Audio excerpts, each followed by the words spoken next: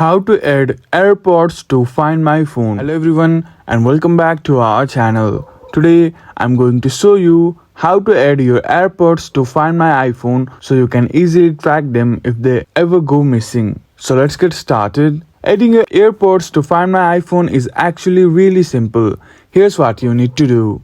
First, make sure your AirPods are connected to your iPhone.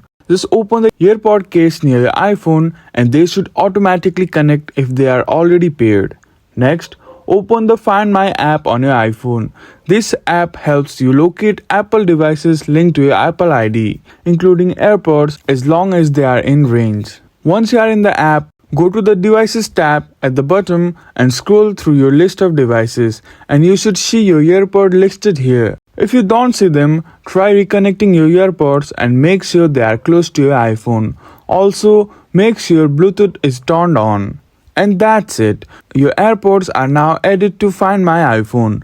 You can use this app to find them if they are lost nearby or even see their last known location if they are out of range. So next time your AirPods disappear, don't stress. Just check the Find My app. If you found this video helpful, please give it a thumbs up and subscribe to our channel. Thank you for watching and we will see you again in the next video.